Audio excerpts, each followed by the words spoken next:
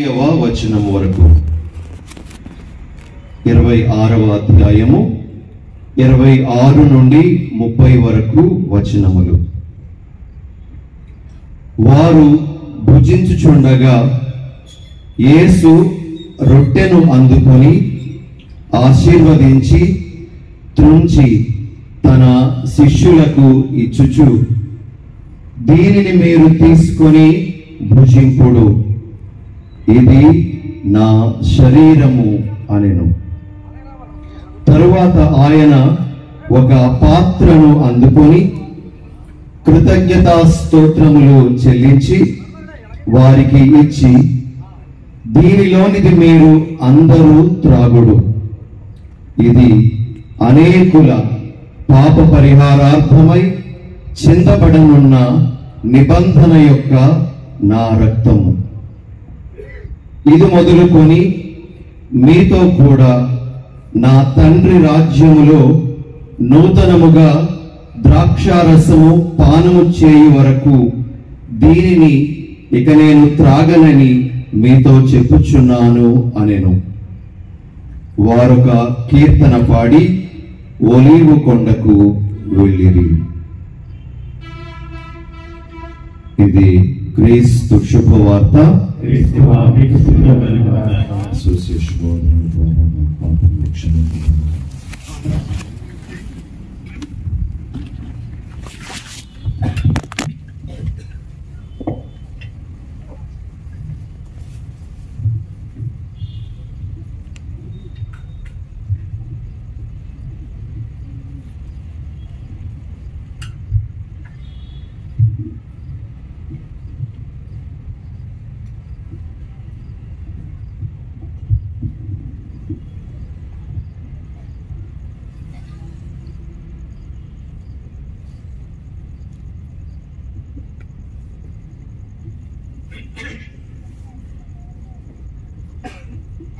క్రీస్తునాథుని యందు ప్రియ సహోదరి సహోదరులారా,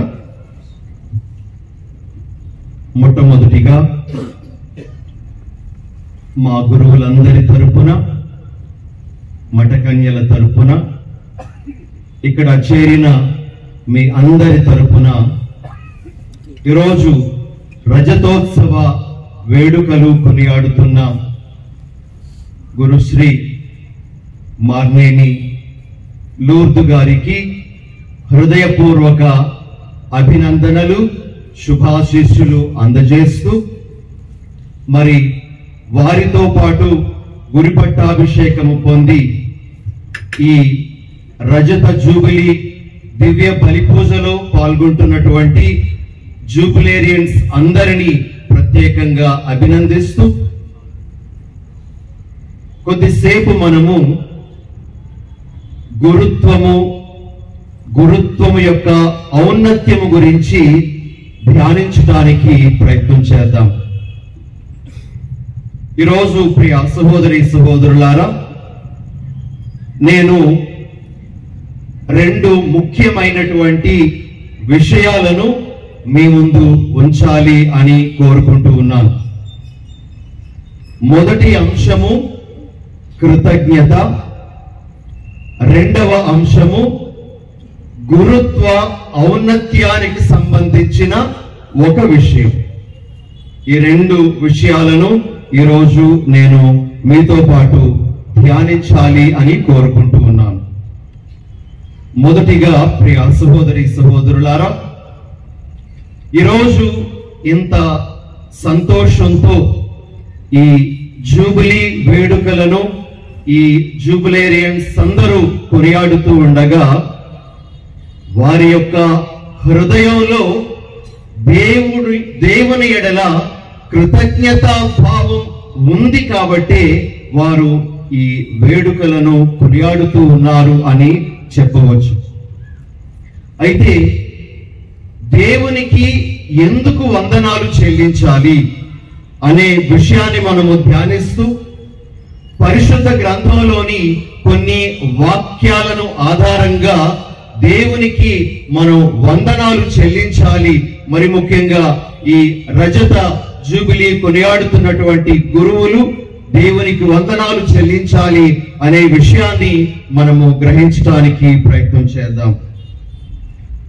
మొట్టమొదటిగా ప్రియ సహోదరి సహోదరులారా, దేవునికి వందనాలు ఎందుకు చెల్లించాలి? మనందరికీ బాగా పరిచయమైనటువంటి వాక్యము యోహాను సువార్త 15వ అధ్యాయము 16వ వాక్యంలో కనబడేటువంటిది. మీరు నన్ను ఎన్నుకొనలేదు, కానీ నేను మిమ్ము ఎన్నుకొంటిని. తన శ్రేష్టమైన పిలుపును ప్రభువు ఈ గురువులకు ఇచ్చినందులకు, తన యొక్క మహత్తరమైన శక్తితో వారిని నడిపిస్తూ వస్తున్నందులకు ఈ దినాన కృతజ్ఞతలు తెలియజేస్తూ ఉన్నారు. ఇక రెండవ విషయం, ఎందుకు కృతజ్ఞతలను తెలియచేయాలి అంటే, కీర్తన 117 2వ వచనం మనకు ఈ విధంగా తెలియజేస్తూ ఉంది. మన పట్ల ఆయనకు మిక్కుటమైన ప్రేమ కలదు, ఆయన విశ్వసనీయత ఎల్లకాలము ఉండును.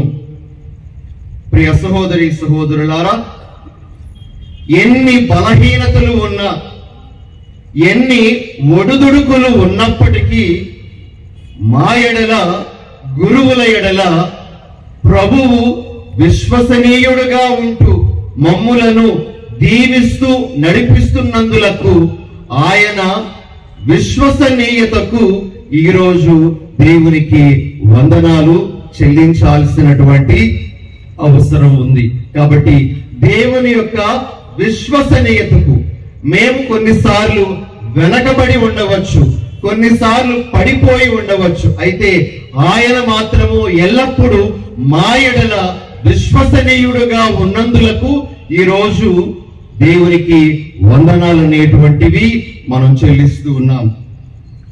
ఇక మూడవది, ఎందుకు కృతజ్ఞతలు దేవునికి చెల్లించాలి అంటే, పౌలు గారు తిమోతికి వ్రాసినటువంటి మొదటి లేఖ 1వ అధ్యాయము 12వ వచనంలో ఈ విధంగా అంటారు, నన్ను తన పరిచర్యకు నియమించి నమ్మకమైన వానిని కావించినందుకు, నాకు కృషి చేయుటకు శక్తిని ఒసగిన మన ప్రభువకు క్రీస్తు యేసునకు నేను కృతజ్ఞతలు అర్పించుకొనుచున్నాను. ప్రియ సహోదరి సహోదరులారా, నమ్మకమైన వాణిగా కావించినందులకు, కృషి చేయడానికి, పని చేయడానికి కావలసినటువంటి శక్తిని అడుగడుగున దయచేస్తున్నందులకు దేవునికి వందనాలు అనేటువంటివి ఈరోజు చెల్లిస్తూ ఉన్నారు. కాబట్టి దేవుడిచ్చినటువంటి ఆ శక్తికి, దేవుడు నడిపిస్తున్నటువంటి విధానానికి ఈరోజు ఈ జూబిలీ గురువులందరూ కూడా దేవునికి వందనాలు చెల్లిస్తూ ఉన్నారు. ఇక 4వ విషయం, ఎందుకు కృతజ్ఞతలు అంటే, ఆదికాండము 12వ అధ్యాయము 3వ వచనంలో మనము ఈ విధంగా వింటాం, నీ యందు సకల జాతి జనులు ఆశీర్వదింపబడుదురు అనే మాట అబ్రహాముతో దేవుడు చెప్తున్నటువంటి మాటలు. మరి గురువుల ద్వారా దేవుడు అనేకమైనటువంటి దీవెనలను ప్రజలకు అనుగ్రహించినందులకు ఈరోజు దేవునికి వందనాలు తెలియజేస్తూ ఉన్నారు. తమ ద్వారా అనేకమైనటువంటి సాంఘ్యముల నిర్వహణ ద్వారా ప్రజలకు అందినటువంటి దీవెనలకు గాను ఈరోజు జూబిలీ గురువులు, ఇక మిగతా గురువులందరూ కూడా దేవునికి వందనాలు చెల్లిస్తూ ఉన్నారు. ఆఖరుగా ప్రియ సహోదరి సహోదరులారా, ఈరోజు దేవునికి ఎందుకు వందనాలు చెల్లిస్తూ ఉన్నారు అంటే, సామెతల గ్రంథము 16వ అధ్యాయము 3వ వచనంలో మనము ఈ విధంగా వింటాం, దేవుని నీ కార్యములను దీవింపుమని వేడుకొందువేని నీకు తప్పక విజయము కలుగును. ఈ జూబిలీ గురువులు ఈ 25 సంవత్సరాల గురుత్వ జీవితంలో ఎన్నెన్నో విజయాలు సాధించారు, ఎన్నెన్నో కార్యములు వారు చేయగలిగారు. వారి యొక్క జీవితంలో వారు అనుభూతి చెందినటువంటి విజయాలకు, సఫలతకు ఈరోజు దేవునికి వందనాలు చెల్లిస్తూ ఉన్నారు. ప్రియ సహోదరి సహోదరులారా, ఈ దివ్య బలి పూజ ముఖ్య ఉద్దేశము దేవునికి వందనాలు చెల్లించటానికి. కాబట్టి ఈ ఉద్దేశాలను ఇదిగో ఈ జూబిలీ గురువులందరూ తమ యొక్క మనసుల్లో పెట్టుకొని ఈ పూజ ద్వారా దేవునికి వందనాలు చెల్లిస్తూ ఉండగా మనము కూడా వారితో ఏకీభవించి దేవునికి స్తుతి స్తోత్రాలు, వందనాలు చెల్లించుదాం. ప్రియ సహోదరి సహోదరులారా, దేవునికి వందనాలు చెల్లించిన తరువాత గురువులకు కూడా వందనాలు చెల్లించారు. అయితే గురువులకు వందనాలు చెల్లించడం అనేటువంటి ఈ విషయం మన పరిశుద్ధ పోపు గారు ఫ్రాన్సిస్ పోపు గారు తాను వెలువరించినటువంటి ఒక ప్రసంగ లేఖ నుండి నేను తీసుకొని ఈ గురువులకు కృతజ్ఞతలను తెలియజేస్తూ ఉన్నాను. 2019వ సంవత్సరంలో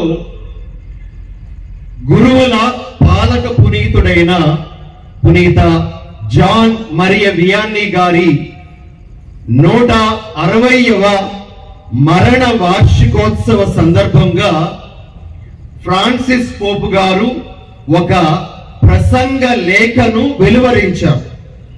గురువులందరినీ ఉద్దేశించి ఆయన ఆ లేఖను వెలువరించి గురువులకు దానిని అంకితం చేశారు. ఆ లేఖలో 2వ భాగం అంతా కూడాను ఆయన కృతజ్ఞత గురించే చెప్పడం జరిగింది.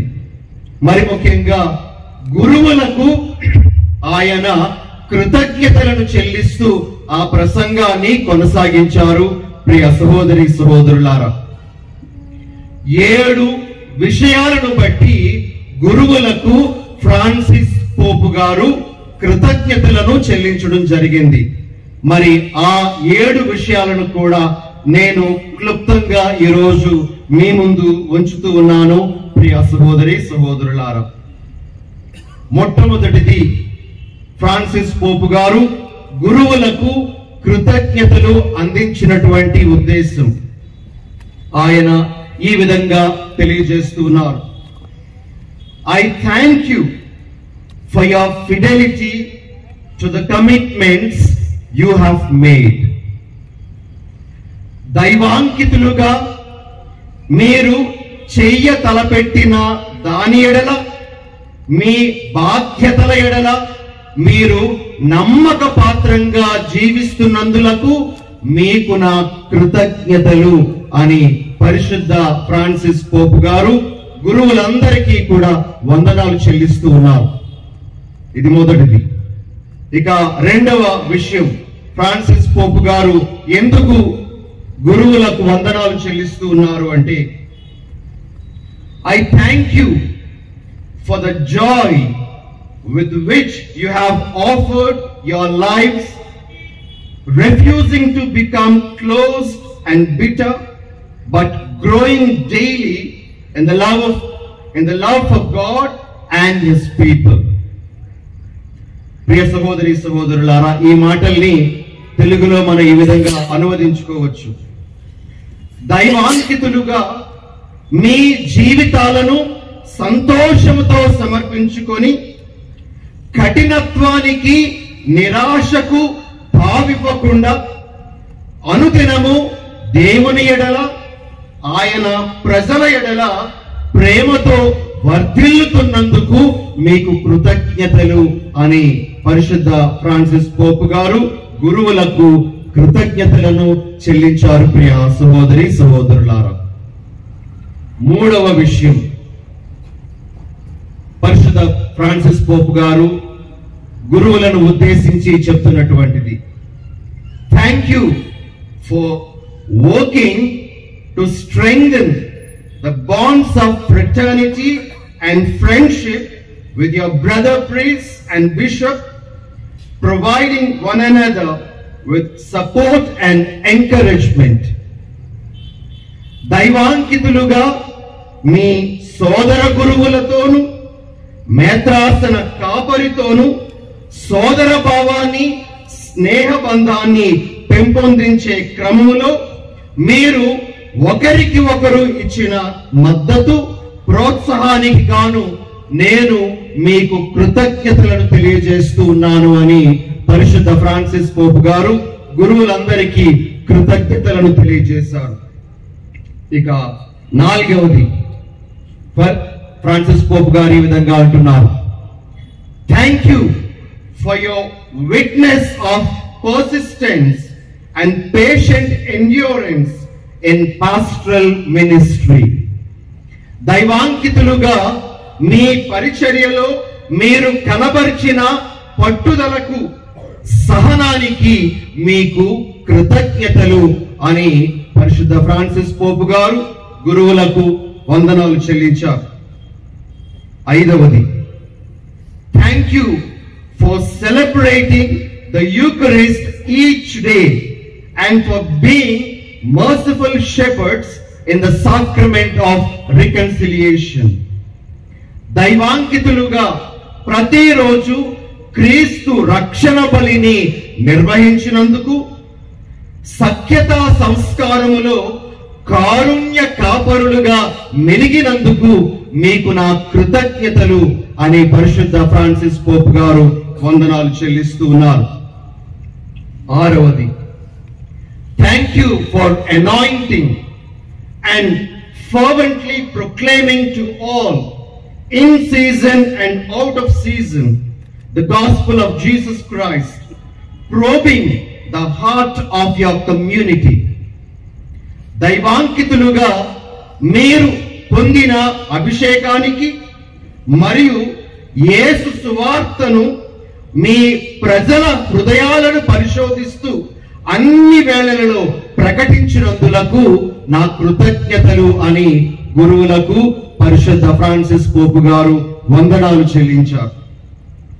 ఏడవది, ఆఖరిది, thank you for the times when with great emotion you embrace sinners, healed wounds, warmed hearts, and showed tenderness and compassion of the Good Samaritan. దైవాంకితులుగా కొన్ని సమయాలలో ఎంతో భావోద్వేగంతో పాపులను చేరదీసినందుకు, మంచి సమరయుని వలె చాలా మంది గాయములను మాన్పి హృదయాలను తాకే విధంగా మీ మృదుత్వాన్ని జాలిని చూపించినందుకు మీకు నా కృతజ్ఞతలు అని పరిశుద్ధ ఫ్రాన్సిస్ పోప్ గారు గురువులందరినీ ఉద్దేశించి వందనాలు చెల్లించారు. ప్రియ సహోదరి సహోదరులారా, అయితే ఇవి కేవలము వందనాలు చెల్లించటానికి మాత్రమే కాదు ఫ్రాన్సిస్ పోప్ గారు ఆ లేఖలో వ్రాసింది. ఈ 7 రకాలైనటువంటి సందర్భాలలో వందనాలను చెల్లిస్తూ ఇవి మీ బాధ్యతలు అని కూడా ఫ్రాన్సిస్ పోప్ గారు గురువులమైనటువంటి మా అందరికీ కూడాను గుర్తు చేస్తూ ఉన్నారు. ప్రియమైన సహోదరి సహోదరులారా, మొదటిగా మేము నమ్మక పాత్రమైనటువంటి పరిచారకులుగా ఉండాలి అని ఫ్రాన్సిస్ పోప్ గారు మా నుండి కోరుతూ ఉన్నారు.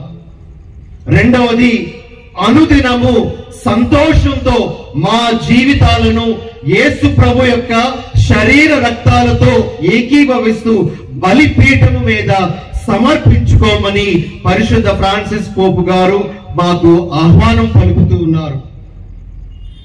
మా గురువుల మధ్య సహోదర భావాన్ని పెంపొందించుకుంటూ ఎటువంటి తారతమ్యాలకు చోటివ్వకుండా అందరూ కలిసికట్టుగా ఐకమత్యంతో పని చేయండి అని పరిశుద్ధ ఫ్రాన్సిస్ పోప్ గారు మాకందరికీ తెలియజేస్తూ ఉన్నారు.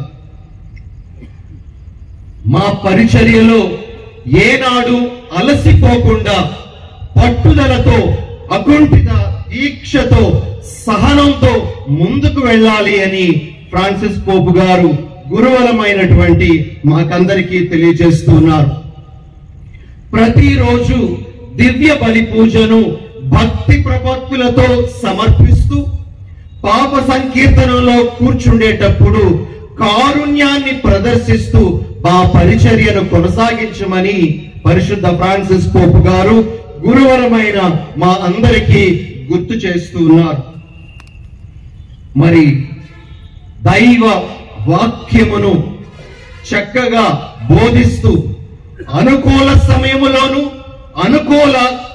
అనుకూలము కాని సమయములలోను బోధిస్తూ సంఘానికి ఏది అవసరమో దానిని చూపిస్తూ వాక్యాన్ని బోధించమని పరిశుద్ధ ఫ్రాన్సిస్ పోప్ గారు మాకు తెలియజేస్తూ ఉన్నారు. ఆఖరుగా ప్రజల మనోభావాలను ఎరిగి వారితో కలిసి మమైకంగా పనిచేయమంటూ కోరుతూ ఉన్నారు. ఒక మంచి సమరయుడు ఏ విధంగా మృదుత్వాన్ని ప్రదర్శించాడో ప్రజలతో కూడా అదే మృదుత్వ భావాన్ని ప్రదర్శిస్తూ జీవించమని పరిశుద్ధ ఫ్రాన్సిస్ పోప్ గారు కోరుతూ ఉన్నారు. ప్రియా సహోదరి సహోదరులారా, ఇవన్నీ పరిశుద్ధ ఫ్రాన్సిస్ పోప్ గారు స్వయంగా గురువులను ఉద్దేశించి చెప్పినటువంటి ప్రసంగంలోని విషయాలు. ప్రియా సహోదరి సహోదరులారా, ఇది ఈరోజు నేను చెప్పదలుచుకున్నటువంటి మొదటి అంశం, కృతజ్ఞత అనేటువంటి అంశం. మొదటిగా దేవునికి వందనాలు, తరువాత ఇక్కడ చేరినటువంటి గురువులందరికీ, మరి ముఖ్యంగా జూబిలీ కొనియాడుతున్నటువంటి మరి జూబిలీ గురువులకు మరి కృతజ్ఞతలు, వాటితో అనుబంధం కలిగి ఉన్నటువంటి బాధ్యతల గురించి కూడా మనం తెలుసుకున్నాం. మరి ఈరోజు ఇంకొక విషయం, రెండవ విషయానికి ఇప్పుడు నేను వెళ్తూ ఉన్నాను. అదేమిటి అంటే గురుత్వ అంతస్తు యొక్క ఔన్నత్యం, గొప్పతనం గురించి కొంతసేపు మీతో పాటు ధ్యానించడానికి నేను ప్రయత్నం చేస్తాను. మీ అందరికీ తెలుసు, ఒక గురువును లాటిన్ భాషలో సాచెతోస్ ఆల్టెర్ క్రిస్తూస్ అని పిలుస్తారు. ప్రీస్ట్ ఈజ్ అనదర్ క్రైస్ట్ అని అంటారు. గురువు అపర క్రీస్తు అని పిలుస్తాం. ఈ విషయం గురించి నేను గతంలో ఒక జూబిలీ ప్రసంగంలో చెప్పడం జరిగింది. అయితే ఇంకొక విషయం, దానితో అనుబంధం ఉండేటువంటి ఇంకొక విషయం కూడా మరి గురువులను ఉద్దేశించి చెప్తూ ఉంటారు. లాటిన్ భాషలో మరి ఆ మాటలు ఇన్ పెర్సోనా క్రిస్టి కపిటిస్ అని అంటారు. ఇంగ్లీష్ లో in the person of Christ the head, శిరస్సైన క్రీస్తులా అని మనము దానికి అనువాదం ఇవ్వచ్చు. ప్రియ సహోదరి సహోదరులారా, మరి నేను ఈరోజు మీతో పాటు ధ్యానించాలి అని అనుకుంటున్నటువంటి విషయం ఏమిటి అంటే, ఇప్పుడు నేను చెప్పిన రెండవది, ఇన్ పెర్సోనా క్రిస్టి కపిటిస్ అనేటువంటి ఆ మాట గురించి కొంతసేపు మీతో ధ్యానించాలని కోరుకుంటూ ఉన్నాను. ఈరోజు మనము మొదటి పఠనాన్ని యెహోషువ గ్రంథం నుండి విన్నాం. మరి యెహోషువ మోషే తరువాత ఇజ్రాయేలీ ప్రజలను నడిపిస్తూ వాగ్దాన సీమలోనికి, కనాను దేశంలోనికి వెళ్లే ముందు యోర్దాను నదిని ఆ ప్రజలందరూ దాటాల్సినటువంటి పరిస్థితి వచ్చింది. మరి బైబిల్లో మనం చదివినట్లుగా ఆ సమయంలో యోర్దాను నది చాలా ఉధృతంగా ప్రవహిస్తుంది. చాలా నీరు ఆ నదిలో ఉన్నాయి. దాటడం అనేటువంటిది అంత సులభమైనటువంటి విషయం కాదు. అయితే దేవుని యొక్క మాట ప్రకారంగా యెహోషువ మరి యాజకులను పిలిచి, ఇదిగో మీరు నిబంధన మందసాన్ని మోసుకొని వెళ్ళండి, మీ వెనుకగా ఇదిగో ఈ జనసందోహం నడిచి వస్తారు, మీరు ఆ యోర్దాను నదిలో అడుగు పెట్టండి అని చెప్పిన తరువాత నిబంధన మందసాన్ని మోస్తున్నటువంటి ఆ యాజకులు యోర్దాను నదిలో తమ కాళ్ళు పెట్టగానే ఆ యోర్దాను నది రెండుగా విడిపోయినట్లు మనం బైబిల్లో చూస్తూ ఉన్నాం. ప్రియ సహోదరి సహోదరులారా, ఎగువ నుంచి వస్తున్నటువంటి నీరు అక్కడ ఆగిపోయిందట. మరి దిగువకు ప్రవహిస్తున్నటువంటి నీరు ఒక ఉప్పు సముద్రంలో కలవాలి, అది కూడా కలవకుండా ఆగిపోయిందట. ఎగువ నుంచి వస్తున్న నీరు ఆగిపోయాయి, దిగువకు వెళ్తున్నటువంటి నీరు కూడా ఆగిపోయి మరి మధ్యన పొడి నేల ఏర్పడింది. ఈ పొడి నేల మీదుగా మరి ఇజ్రాయేలీ జనాలు ఈ వైపు నుండి ఆ వైపుకు చేరుకున్నారు. వారు చేరుకున్నంత వరకు కూడా యాజకులు నిబంధన మందసాన్ని మోసుకొని ఆ నది మధ్యలోనే నిలబడి ఉన్నారు అనేటువంటిది ఈరోజు మనం ఆలకించినటువంటి వాక్య భాగం. ప్రియ సహోదరి సహోదరులారా, ఒక విషయం ఇక్కడ మనం గమనించాలి. ఆ రోజు యోర్దాను నది రెండుగా విడిపోయింది అంటే ఆ యాజకుల గొప్పదనం వలన కాదు, లేదా ఆ యాజకులు కాళ్ళు పెట్టగానే యోర్దాను నది రెండుగా విడిపోయింది. మరి ఆ యాజకుల యొక్క కాళ్లలో ఏ శక్తి లేదు, యాజకుల వలన కాదు ఆ యొక్క యోర్దాను నది విడిపోయినటువంటిది.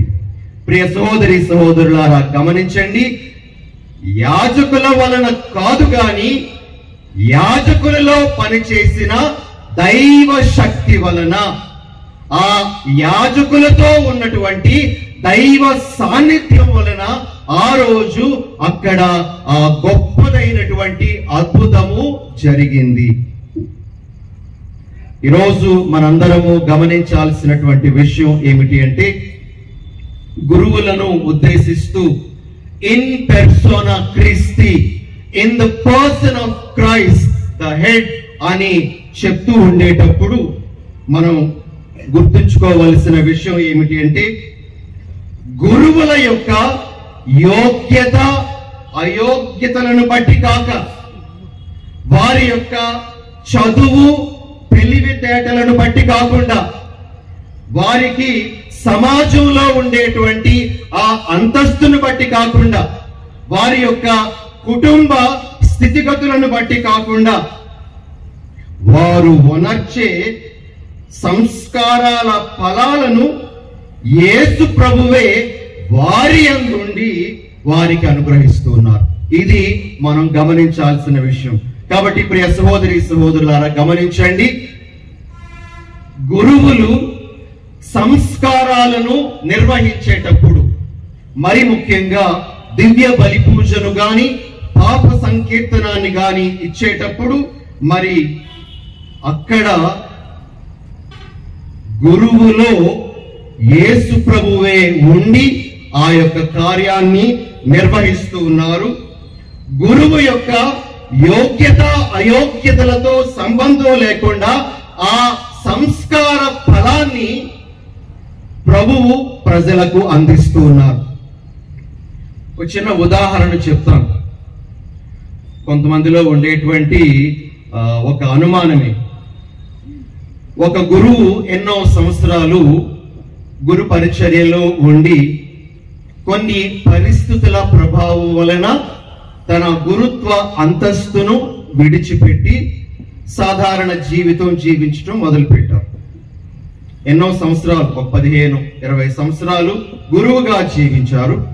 అయితే తరువాత కొన్ని పరిస్థితుల ప్రభావం వలన తన గురుత్వ అంతస్తును విడిచిపెట్టి మరి సాధారణ క్రైస్తవ జీవితాన్ని ఆయన కొనసాగిస్తూ ఉన్నారు. ఇప్పుడు ఆయన నుండి సంస్కారాలు పొందినటువంటి వారు, ఇదిగో ఆ గురువు ఇప్పుడు గురువుగా లేరు కదా, ఆయన ఇచ్చినటువంటి ఆ సంస్కారాలకు విలువ ఉంటుందా అని కొంతమంది ప్రశ్నను లేవనెత్తడం జరిగింది. ప్రియ సహోదరి సహోదరులారా, మరి మనమందరము గుర్తించాల్సిన విషయం ఏమిటి అంటే, ఆ గురువు సంస్కారాన్ని నిర్వహించేటప్పుడు ఒక మామూలు మనిషిగా కాకుండా ఆయన యేసు ప్రభు యొక్క అధికారంతో క్రీస్తుల ఆ సంస్కారాన్ని నిర్వహించాడు. కాబట్టి ఆ సంస్కార ఫలం అనేటువంటిది ఎప్పటికీ మారకుండా ఉంటుంది అనే విషయాన్ని గమనించాలి. దీన్నే మనము ఇన్ పెర్సోనా క్రిస్టి కపిటిస్ అని చెప్తారు. ప్రియ సహోదరి సహోదరులారా, మరి ఈరోజు మేము గురువులందరము కూడా ఈ గొప్ప భాగ్యాన్ని పొందుకున్నాం. యేసు ప్రభు మాలో ఉండి ఆ కార్యాన్ని చేస్తూ ఉన్నారు. ముఖ్యంగా దివ్య బలి పూజ సమయంలో మేము ఇది నా శరీరము, దీనిని భుజించండి అని అన్నప్పుడు నిజంగా యేసు ప్రభువే అక్కడ ఉండి తన యొక్క సమర్పణను మరొకసారి చేస్తూ ఉన్నారు. ప్రియ సహోదరి సహోదరులారా, కాబట్టి ఇది ఒక గొప్ప భాగ్యము మేము పొందుతూ ఉన్నటువంటిది. ఇది ఎలాంటి భాగ్యము అంటే, కొన్నిసార్లు కొంతమంది గురువులను వేరే ఇతర బోధకులతో పోలుస్తూ ఉంటారు.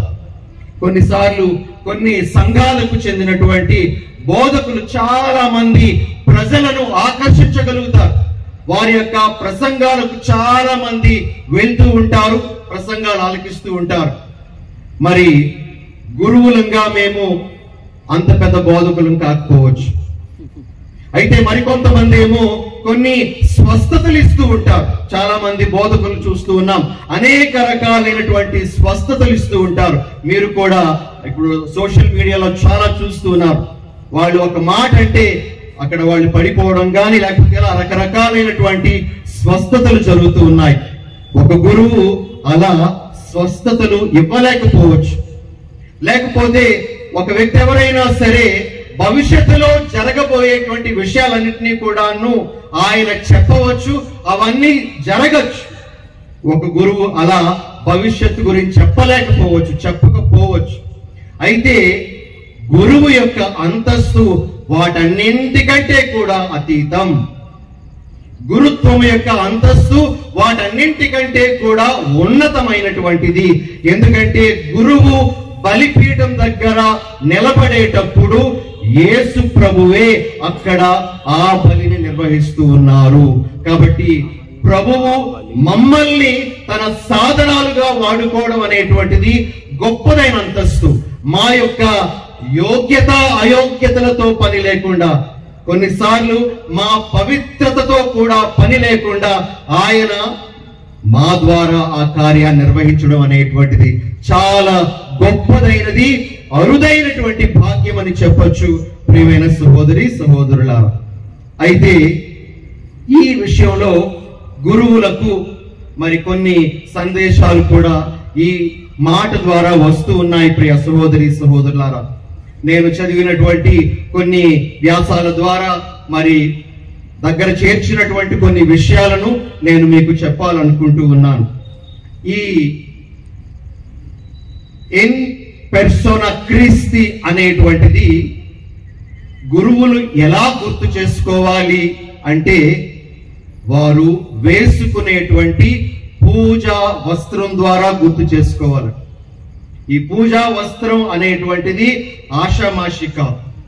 ఈ పూజా వస్త్రాన్ని గురు పట్టాభిషేకంలోన తొడిగిస్తారు. ప్రియ సహోదరి సహోదరులారా, మేము క్రీస్తును ధరించాము అనేటువంటి అవగాహన, ఇదిగో ఈ పూజా వస్త్రము మేము ధరించినప్పుడు మాకు కలగాలి అని ఈ మాట ఇన్ పెర్సోనా క్రిస్టి మాకు తెలియజేస్తూ ఉంది. ఇక దీనికి సంబంధించి కొన్ని విషయాలు, మేము క్రీస్తులా వ్యవహరించడం అనేటువంటిది ఇది కేవలము దేవుని కృప. ఇందాక నేను చెప్పినట్లు మా చదువు సంఖ్యలు కాదు, మా తెలివితేటలు కాదు, మా అంతస్తులు కాదు. ఇది కేవలము దేవుని కృప. దేవుని కృప వలననే మేము ఆ విధంగా క్రీస్తుగా బలిని అర్పించగలుగుతూ ఉన్నాము. ప్రియ సహోదరి సహోదరులారా, రెండవ పఠనంలో మనం ఆలకించాము. పౌలు గారు కొరింథీయులకు రాసినటువంటి 2వ లేఖ 4వ అధ్యాయం 7వ వచనం, ఈ ఆధ్యాత్మిక సంపద గలవారమైన మేము మాత్రము సామాన్యమగు మట్టి పాత్రల వంటి వారిమే, ఏలయనా ఈ మహత్తర శక్తి దేవునిదే గాని మాది కాదు. పౌలు గారితో ఏకీభవించి ఈ మాటల్ని మేము కూడా చెప్పాలి ప్రియ సహోదరి సహోదరులారా. కాబట్టి క్రీస్తులా వ్యవహరించడం అనేటువంటిది అది కేవలము దేవుని కృపను బట్టే సాధ్యమవుతూ ఉంది అని గురువులమందరము కూడా గుర్తించాలి. ఇది మొదటిది. ఇక రెండవ విషయం, ఈ భావన ఇన్ పెర్సోనా క్రీస్తి అనేటువంటి ఆ భావన, యేసు అక్కడ లేరు కాబట్టి నేను అక్కడ ఉన్నాను అనేటువంటి భావాన్ని అందించదు. మన ఇంగ్లీష్ లో చెప్పాలంటే it's not the absence of Christ that is substituted by the priest. యేసు ప్రభు అక్కడ లేరు కాబట్టి గురువు వెళ్ళి యేసు ప్రభువులా ఉన్నారు అని కాదు. అక్కడ గురువులోనే యేసు ప్రభు ఉన్నారు అనేటువంటి భావంతో ఉండాలి అనేటువంటిది ఈ ఇన్ పెర్సోనా క్రీస్తి అనేటువంటి మాట తెలియజేస్తున్న విషయం.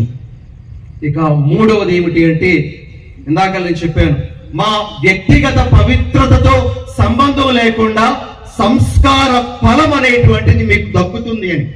అయితే ప్రియ సహోదరి సహోదరులారా, దానిని గురువులు ఆషామాషిగా తీసుకోకూడదు.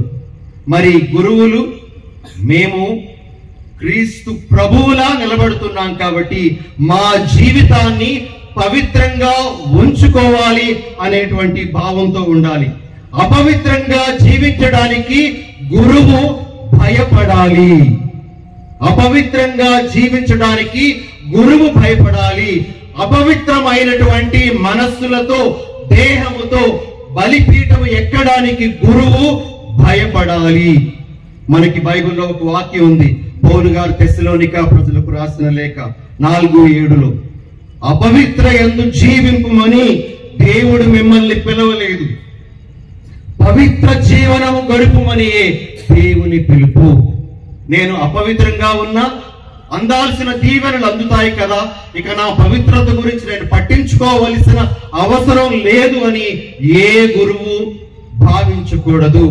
తన జీవితానికి అతడు తప్పనిసరిగా లెక్క అప్పజెప్పాల్సినటువంటి సమయం ఉంటుంది. ఇక ప్రతి గురువు, నాలుగో విషయం, ప్రతి గురువు తన సంస్కారాల విషయమై చాలా జాగ్రత్త వహించాలి.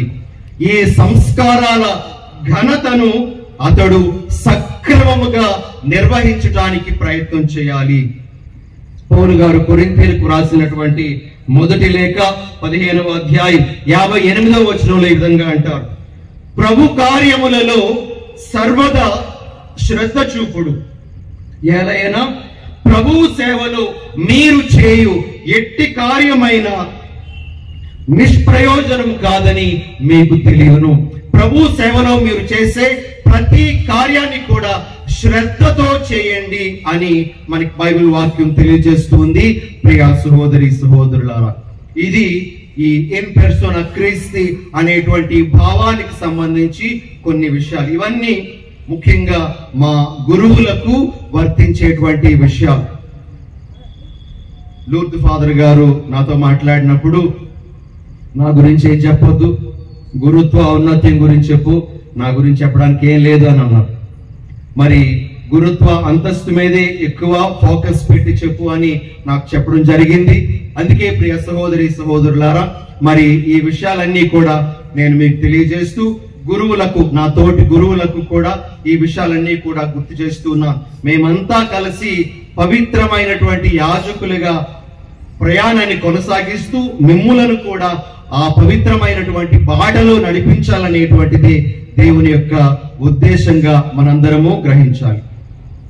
ఇక ఆఖరుగా ఈరోజు జూబిలీ కొనియాడుతున్నటువంటి లూర్ద్ ఫాదర్ గారి గురించి ఒకే ఒక మాట చెప్పి నేను ముగిస్తాను, ఎక్కువ చెప్పదన్నా. అదేమిటి అంటే, ఫాదర్ గారి యొక్క క్రమశిక్షణ. చాలా విషయాలు ఉన్నాయి.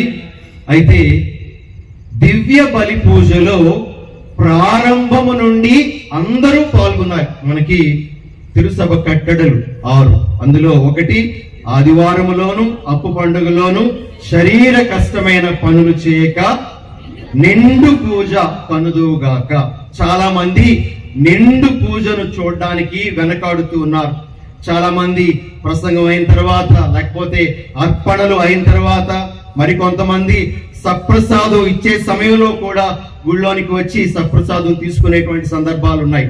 అయితే ఈ విషయంలో క్రమశిక్షణ పెట్టాలి అనేటువంటి ఆ కృత నిశ్చయంతో ఆయన పనిచేశారు. ఆయన తీసుకున్నటువంటి చర్యలు కొన్నిసార్లు చాలా మందికి బాధను కలిగించవచ్చు, కష్టాన్ని కలిగించవచ్చు. కానీ ఒక విషయాన్ని నేర్పించటానికి ఆయన ఆ విధమైనటువంటి మార్గంలో వెళ్లాల్సి వచ్చింది. మరి ఈ విధంగా ప్రజలకు క్రమశిక్షణ నేర్పించడంలో మరి లూర్ద్ ఫాదర్ గారిది మరి ఒక ముందు అంతస్తులో ఉన్నారని చెప్పొచ్చు. ప్రియ సహోదరి సహోదరులారా, మనం సాధారణంగా స్కూల్లోని టీచర్ల గురించి చెప్తూ ఉంటాం. ఎవరైనా టీచర్ చాలా స్ట్రిక్ట్ గా ఉన్నారు అంటే ముందు వారిని తిట్టుకుంటాం, వాళ్ళ మీద మనం ఎన్నో కంప్లైంట్స్ కూడా ఇస్తూ ఉంటాం. కానీ తర్వాత కొన్ని సంవత్సరాలు పోయిన తర్వాత, మీరు ఆ రోజు స్ట్రిక్ట్ గా ఉన్నారు కాబట్టి ఈ రోజు నేను నా జీవితంలో పైకి దిగానండి అని అంటాం. అలానే ప్రియ సహోదరి సహోదరులారా, కొన్ని విషయాల్లో చూపించినటువంటి ఆ క్రమశిక్షణను మరి మనం కూడా అది తర్వాతకి మనకు దాని ఫలితాలు కనబడతాయి అనేటువంటి ఉద్దేశంతో స్వీకరించాలి. మరి ఇలాంటి విషయాలు ఎన్నెన్నో మరి మన జూబిలీ గురువు లూర్ద్ ఫాదర్ లో ఉండగా మరి వాటన్నింటినీ కూడా నేను అభినందిస్తూ, మరి ఈరోజు ఈ గురుత్వ జూబిలీని ఆయన కొనియాడుతూ ఉండగా మరొకసారి నా తరపున, ఇక్కడ ఉన్న మా గురువులందరి తరపున ఆయనకు అభినందనలు, దైవాశిష్యులను అందజేస్తూ, ఇక మరెన్నో సంవత్సరాలు ఆ దేవుని సేవలో ఆయన నిర్విఘ్నంగా కొనసాగాలని మనస్ఫూర్తిగా కోరుకుంటూ, ఈనాటి దివ్య బలి పూజలో వారి కొరకు, ఇక వారితో పాటు గురు పట్టాభిషేకం పొందినటువంటి ఇతర జూబిలీ గురువుల కొరకు ప్రార్థన చేస్తామని మాట ఇస్తూ ఈ ధ్యానాంశాన్ని ముగిస్తున్నాను. ఆమేన్.